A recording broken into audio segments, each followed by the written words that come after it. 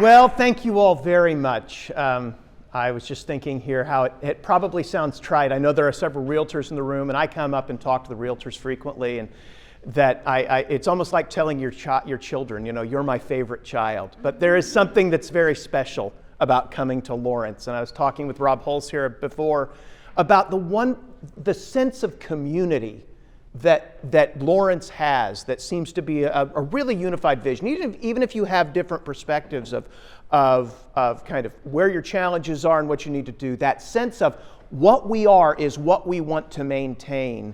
And it's just differing visions on how we do that. I think that's really admirable, and again, I admire the community a lot for that. So it's a fun place for me to come to. You're my favorite child. Just don't tell the other children.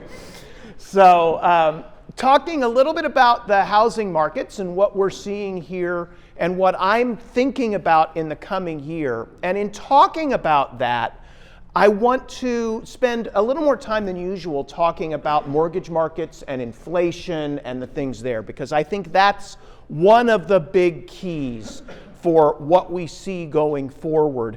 And then I will talk about where we are with the housing market, but any of you who's had a touch on the housing market, none of what I'm going to say is a surprise.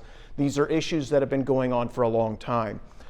So just as Jeremy said, the slides of all the presentations are available on the CEDBR website that was listed there. They're also available on the Center for Real Estate website. So if you go to realestate.wichita.edu, you'll see my slides there today.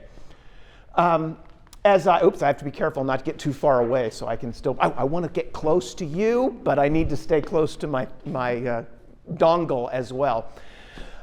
One of the things that I think is really important as we look at what's happened in the mortgage market over the last year and a half or so, we have come out of an era ever since the financial crisis. And if you look at those blue shaded regions on my charts are the official dates of recessions.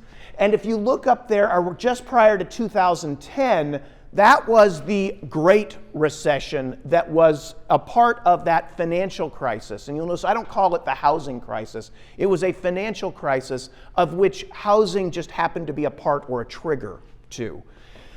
But ever since then, you'll notice we were in a world where 30-year fixed mortgage rates were below 5%. And what I want to argue is that for about 15 years, we have been in a world of fairyland artificial mortgage rates ever since the financial crisis.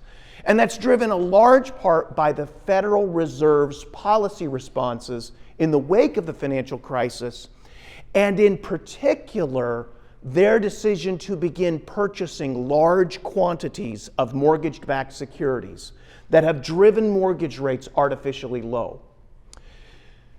That being said, when you have close to a generation of home buyers that have gotten used to mortgage rates and they think that somehow a 3.5% or a 4% mortgage rate is normal, we do have some acclimating to do, right? We have to adjust to a new sense of what the climate is going to be like. But this 6.7%, I think, is where it was last week. I haven't seen what today's announcement was from Freddie Mac for the weekly mortgage rates. But this is much more consistent with what we saw mortgage rates coming through the late 90s and early 2000s, which if you go back to that period of time, we actually kind of thought we'd reached nirvana with respect to the mortgage market then. We were at a place where we thought inflation is low, we've got economic growth is going pretty steady. You remember the Great Moderation, where we just weren't having recessions anymore. All of those things, everything was going really, really, really well. Well, we're kind of back to that place. And so, although there is a little bit of shock for people who've come of age in the post-financial crisis era, we need to be reacclimating ourselves to this is probably more normal where we are now. That being said, I still think that mortgage rates are going to come down a little bit lower from where they are right now. And I think that in part because one of the key components to the 30-year fixed mortgage rate is inflation. Okay? Where is inflation? And I actually am of belief we've seen inflation slowing down. It's now down at about, I think, 3.4% was the most recent figure that we've had for that.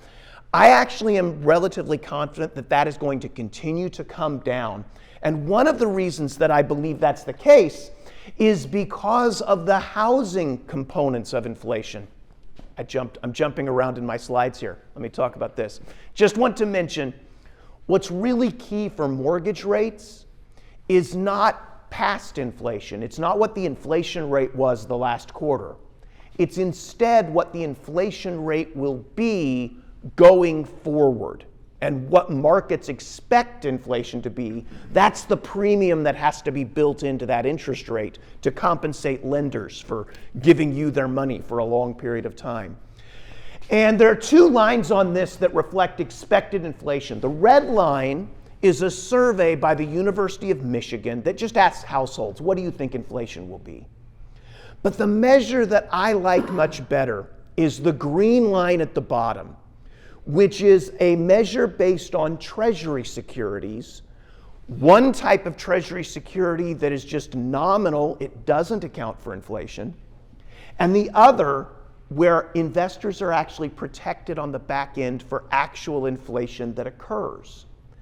And the difference between the interest rates on these two Treasury securities gives us an information about what financial markets believe inflation will be over the next 5 years. It's kind of analogous to the Vegas line on who's going to win the Super Bowl, right? Financial markets, people bet their money on both sides, and so this gives us a sense of the collective wisdom of everybody who's risking their money on that. Here, it's for Treasury securities, and they put their money more into one security or the other based on what they think inflation will be in the future.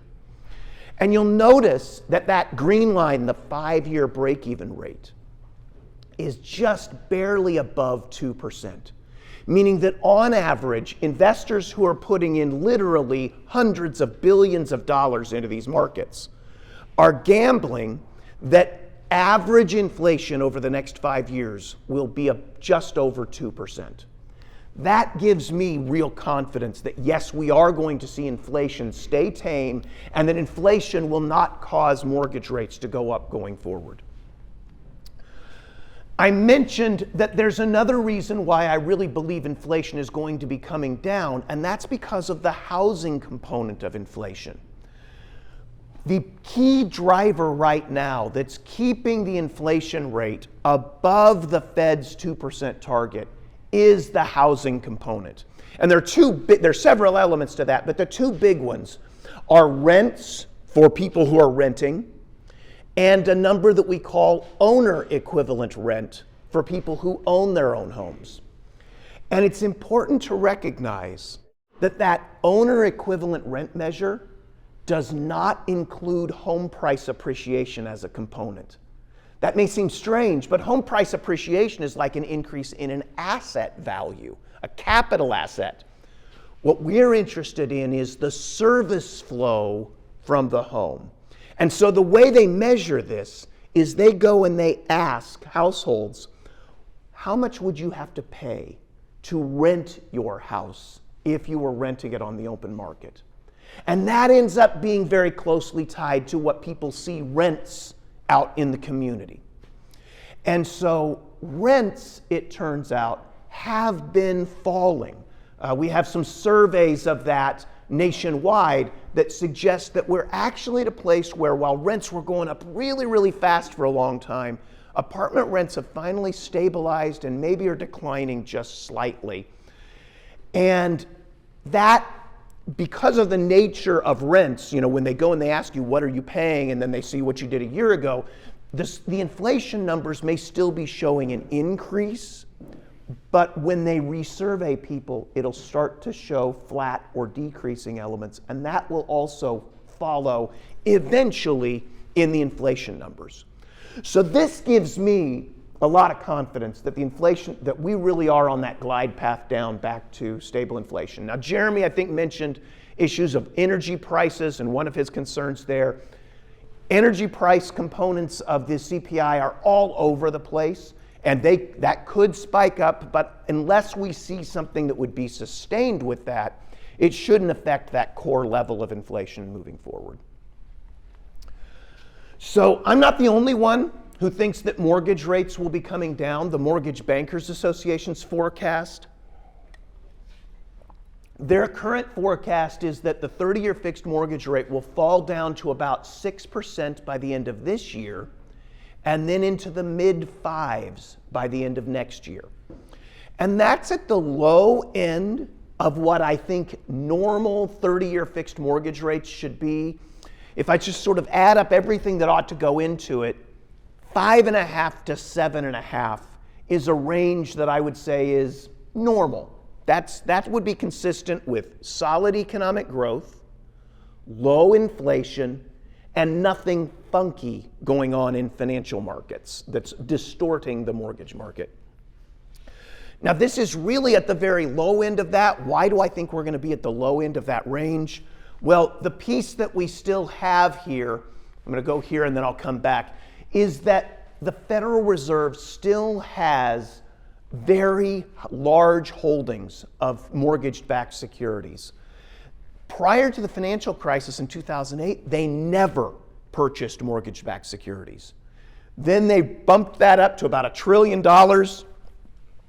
bumped it up again to about $2.5 trillion, 2.75, and then in the face of the pandemic, they really tripled down up to almost $2.75 trillion, and huge levels of mortgage-backed security holdings.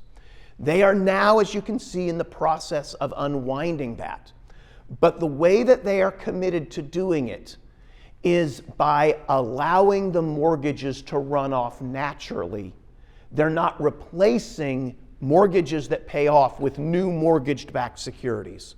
So this is going to take a long time for them to fully unwind this portfolio, and that is going to translate into somewhat downward pressure on mortgage rates for the foreseeable future.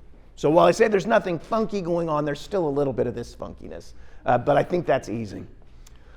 One last thing that I'll mention here, that of reason I think mortgage rates have room to come down. Typically, we benchmark the 30-year fixed mortgage rate to the 10-year Treasury security. And if you look at the green line on the bottom here, that is the difference between the 30-year fixed mortgage rate and the 10-year Treasury. I call it the risk premium that we pay because somehow financial markets, our lenders, you bankers out there, you somehow think that I'm a worse risk than the federal government. So we pay a premium over what the U.S. government pays to borrow money. That premium has typically been, on average, about 1.7%, going all the way back to the 1980s. With very few instances does it go up above 2%. Well, you'll notice that right now, we're coming out of a period over the last couple of years where it's been up close to 3%. Not quite, but almost 3%. So that risk premium for mortgages has been unusually high. And I don't exactly know why that happened. But one thing I take comfort in is that the few instances when it's happened in the past, it hasn't stayed there very long and it's come back down to that 1.5% to 2% range pretty quickly. And so with that, I think we're maybe seeing that beginning to happen now, that risk premium coming down. But even if 10-year Treasury stays where it is, we've got room for mortgage rates to come down another 0.5% or more just based on that risk premium coming back to its normal level. Does it make sense? So I'm very optimistic about where we're going to end up with mortgage rates going forward. As we acclimate to that normal, no, we're never going to go back to sub 3% mortgages again, I just don't think that's going to be an issue for home buyers as we move forward. I'll just mention one other thing with respect to the mortgage rates. I'm pretty sanguine when it comes to the question of the lock-in effect. Okay, so a lot of people have asked the question, how many potential home sellers do we have? People who would put their homes on the market, but they don't want to give up their 2.25% mortgage that they locked in a few years ago. And so that's just going to cause the housing market to totally seize up and freeze. And I'm like I said, I'm not too worried about that, because I look back to the early 1980s when we had very, very high run-up in mortgage rates. And we had people out there who had 6% mortgages when the market rates were now 12%. And it turned out people were still transacting homes then. People buy and sell homes because of personal life situations. I get married, I get divorced, I have kids, the kids move out, I get a new job. These are the things that really drive these big, major purchase like a home. And those things still happen. And while it can affect you a little bit on the margin, and certainly there are going to be some buyers and sellers who are impacted by that lock-in effect, I just don't think it's going to be enough to really seize up the market and create real problems for us going forward. So, talking now about home sales activity and what we've seen. These are the total home sales in Douglas County, entire metropolitan area of Lawrence metropolitan area, from the Lawrence Board of Realtors monthly home sales. That's the blue bars. And the red line is a moving average that cuts through the seasonality. Home sales go up in the spring and summer, they go down in the fall and winter. So just to see what the underlying trends are. And what you can see there is we've seen a pretty sharp decline in home sales activity over the past 2 years. And that's entirely due to the increase in mortgage rates that we've seen. I say entirely. Let me give a couple of other things that I think happened. Because of the sharp increase in sales that we saw in late 2021, early 2022, that may also have stole a little bit of sales activity from the last year or two, okay? Both of those things may be an impact, but it's been a pretty sharp decrease in home sales activity. But the key element and the thing that I think is important to consider is that while demand has softened, the real challenge in the market is supply. And the inventory is really slow. And again, I wanted to give some long-term perspective. So this goes all the way back to 2010. When we were flush in the market, we were coming out of the financial crisis, there was an excess supply of homes at that point in time. But we really stabilized out, and by the time we hit 2016, 17, and 19, we were talking about we don't have enough homes available for sale. Inventories were tight. Then when we hit the pandemic and the post-pandemic response, the policy responses that the government had, that juiced up demand, increased home sales activity, and drove inventory levels to extraordinarily low levels. While they've come up over the past year, they are still far lower than they were prior to the onset of the financial crisis. And one way we can really get a feel for this is the number that we call months supply. We look at the total number of homes that are available for sale on the market, and we divide it by the average pace of sales over the prior year. So if we have, say, 100 homes that are available on the market at any given point in time, and we're selling on average 20 homes a month, well, then 100 homes divided by 20 sales a month, that would be a 5-month supply. And the green shaded area here represents what we think of as a balanced market. It's just a rule of thumb. It's nothing magic. But a 4 to 6 month supply is one that doesn't seem to favor buyers or sellers in terms of, oh, there's nothing to buy, I need to get into bidding wars, or wow, there's so much out there, I can just beat the sellers into the dirt. It's a more balanced market. Well, you can see on this, based just on that rule of thumb, it's nothing magic, it's not always indicative of everything, but based on that rule of thumb, Lawrence hasn't been in a balanced market in almost a decade. It was late 2014 when we dropped below that threshold. And while it's come up from the extremely low levels that we had in 2021 and early 2022, we're still only at a 2-month supply, which is about the level that we were at in 2019 when we were talking about how are we going, Rob Hulse used to have hair back then, but he lost it because he was trying to figure out how do I find enough homes for my realtors to be able to sell? And that was before we went through the pandemic. I can say it because I'm in the same boat, right? So we share that.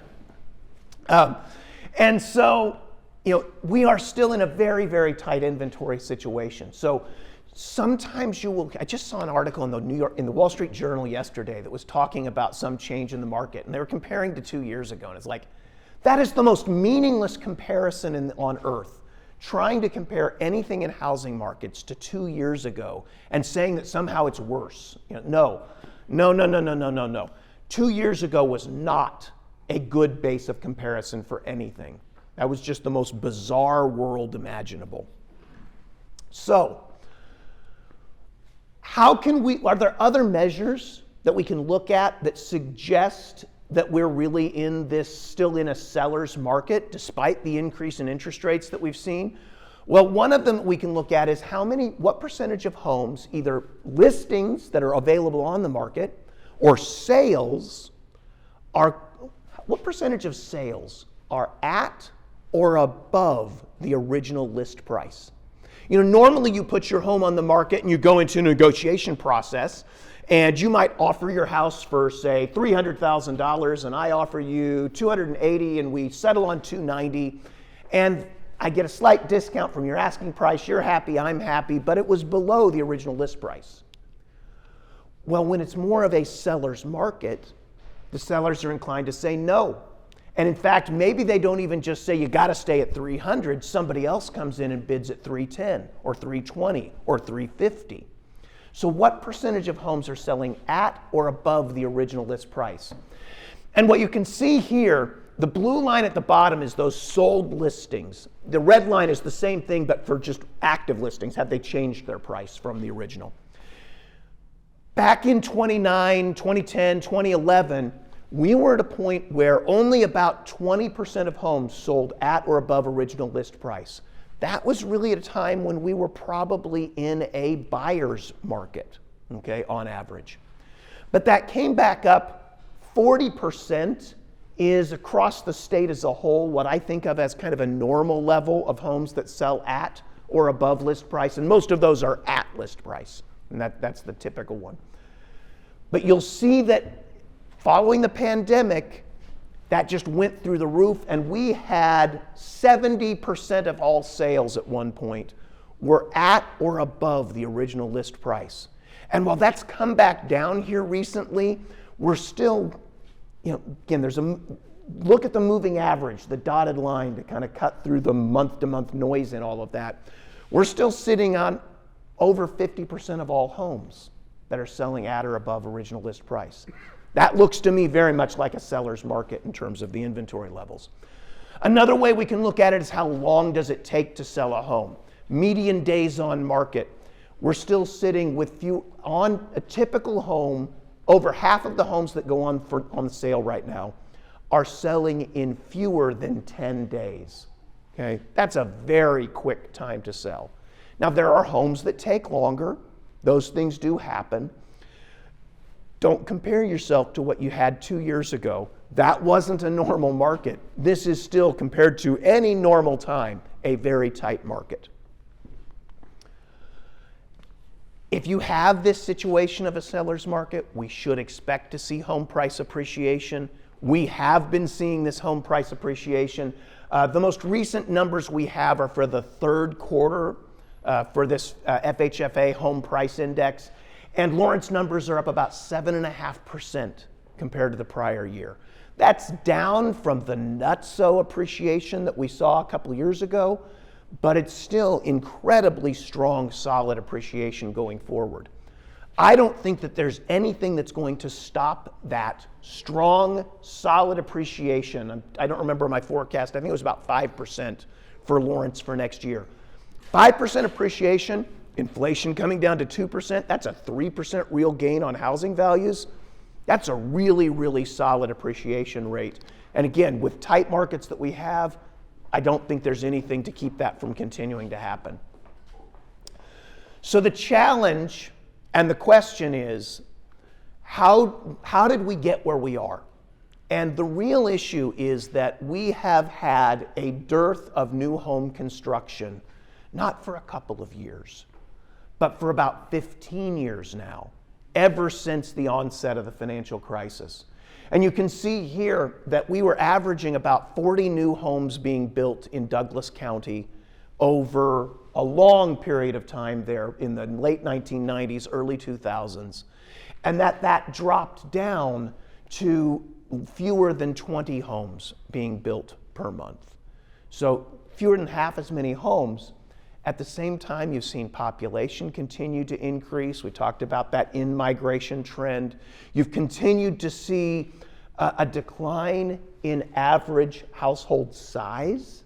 And so as fewer people live in a single housing unit, it means you need more housing units to be able to accommodate all of that. And this doesn't take into account, I had a good friend once who was an apartment developer, and in talking about the apartment market once, he said, we're not overbuilt, we're under demolished. And we need to recognize that we do often have a lot of old housing stock that either needs to be demolished or it needs to be fundamentally renovated in order to get to a place where it really meets the needs of modern buyers, okay? And so all of those are pieces of that puzzle, but we've got to be building more homes. I didn't include this slide here, but even if you include apartment construction, which there was a pretty big boom in apartment construction over the last several years, it doesn't come anywhere near making up the lack of new home construction that we've had over the past 15 years. And so I think I saw some things being promoted by the chamber about some new annexation of lands to be able to help bring more housing into Lawrence. I think that's an absolutely essential element. One of the last thing I'll say about this, I think I've got 2 minutes left. One of the really big challenges is construction costs, okay? And it is so hard to build anything south of $350,000 that actually is something that a person who's going to put their money into a new home wants to buy, right? So there's just a bottom level that you have there. The one place where I've seen some communities across the state that are really making a difference in there, go talk to the folks in Hayes that have taken advantage of the state's rural housing program, the incentive district programs, that now it's no longer rural housing. I forget what the new name of it is, but now communities like Lawrence are eligible for it. And they've been able to build new homes in Hayes, which is as expensive a market as Lawrence. Hayes is an expensive market. They've been able to build new homes that are at about a $250,000 price point with no specials, that are not just dinky little homes. No, they're good quality homes. And it's making all the difference in the world for them. So we need to have some creative responses in order to be able to find ways to get at a more affordable price point. Although I will say the higher priced homes still help because there is a filtering effect. Somebody who owns a $250,000 home might be moving up into a $400,000 or $450,000 home. And that frees up inventory for somebody who's wanting to buy that $250,000 and so forth. So that filtering effect is an important piece that we shouldn't leave out. I am now, I think, officially out of time and in the way of lunch. So I will say thank you very much and happy to answer questions later.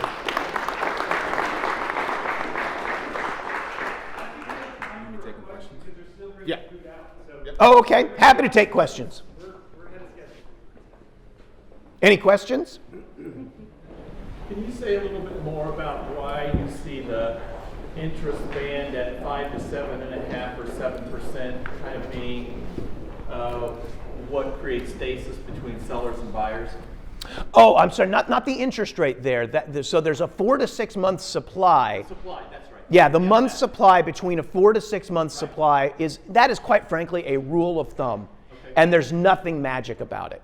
Matter of fact, when I go around and I do roundtable events in the summer with real estate groups across the state, we'll talk about the month's supply figure, and then I'll ask, okay, so now are buyers and sellers acting that way?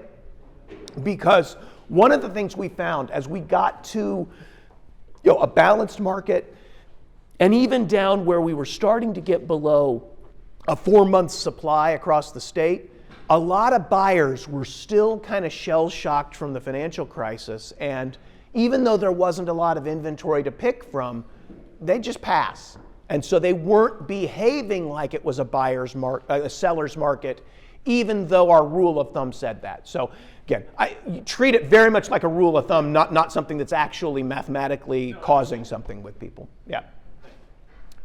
Now, if your question was about mortgage rates and why I say the 5.5 to 7.5 is my range of normal mortgage rates in a healthy market, well, I kind of add up the things that I think need to go into it. One is a real risk-free rate of return. What do I need to get? If I got my money back with certain and I could buy just as much stuff with it in the future, what do you have to pay me to make me willing to give up my consumption today for the future? And I put that real risk-free rate as typically what is the real growth rate in the economy. Okay, that's my proxy for it. 2.5% in a healthy, kind of stable, good economy.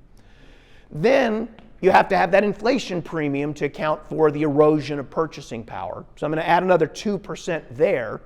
That gets us to 4.5%. And then you've got that risk premium that we build back in. And so let's just call it another 2%. That's a little bit high. But now you're talking, 6.5%. Give myself some range on either side of that. You get 5.5 to 7.5%. So, yeah. So this might be something that Jeremy talked about, but it moves into what you're talking about as well. So on a slide where you talked about the increase in percentage of car and consumer debt versus housing-related debt, is part of that because the young households just can't enter the housing market, and so they're spending that extra income on something else? I have an answer to that, but Jeremy, just remind me, was yours based on the Federal Reserve survey of debt service burdens? Is that the numbers that you were looking at? Or was it debt levels? No, this is total debt levels, and this is the New York Fed does their special credit. Okay, this is from the New York Fed. So that's why. Well, I'll answer mine on that, and then Jeremy can answer his. So I tend to look at a number that's put out by the Board of Governors of the Federal Reserve System that is debt service payments as a percentage of disposable personal income. Okay? So how much of your income are you spending to service all of your debt? And that is at very, very low levels right now. And a lot of that is because of the households that have the very, very low mortgage rates that are locked in. We are seeing an increase in the debt service payments on consumer credit elements of that because those interest rates typically are not fixed. And so when rates went up, those went up pretty substantially. We're also seeing an increase in the amount of credit card debt in particular, but also automobile debt. Not as much in the level of mortgage debt because mortgage home sales have been down. But I'll let you follow up on other pieces. So part of this is also just the increasing price of some of those elements, right? I'm not sure it's necessarily they want to have that, but used and new cars were going up, and you have to have that in America to get around. So you have the increasing burden as a share of your overall disposable income. So there's that inflation that really put pressure on households. So I'm not. So yeah, maybe I made it sound like, hey, they're making these choices. Didn't mean it's just that's what's happening, right? The share of their debt is now going more to that than first home mortgage. I think I saw another question here. Yes, so on that demographic that Rob mentioned, what about student loans, and what impact are you seeing student loans having on? You can do this one. No, I think your response has been a good response to that, and I concur with everything I've heard Jeremy ever say on this. So, well, it's not even mine. So Moody's has tried to do analysis, right? Because we had all that concern a year or so ago saying, hey, this is going to create all this contagion in the financial market. And the reality is they didn't think it was going to happen. For one of the parts they thought it was going to happen is right now you can defer some of those costs without a lot of loss. So right now the burden on those households, it's going to it's going to decrease their disposable income. It's going to decrease how much they can spend, particularly on retail and other stuff. But in the short term, I don't think it's going to be a whole lot of impact on the market itself. But it's something that's looming out there. It's going to slow down the market. One of the things that you have to think about with these is sometimes there are elements that, yes, it has an impact on individual households, but that impact is not so big that it necessarily throws other aspects of the economy out of whack. And that was really the takeaway I had. In the aggregate, it just wasn't a big deal. Yeah, but on the individual household, yes. Can be a big deal for individuals, but we're more concerned about the impact larger on the markets. Yes? I wanted a clarification. You mentioned the redevelopment housing incentive district. Yes, that's what they're called now. And Douglas County now qualifies, but it's our smaller cities. I mean, Eudora and Baldwin are taking advantage of this, but I thought Lawrence was not eligible. Quite frankly, I don't know all the details of the new law with that, but I know that they changed its name specifically because I know there are places in Sedgwick County that are eligible, right? I mean, that you have that change, and I think it's still by city size, though. Okay. It's not county size. I think it's below 50,000. Okay.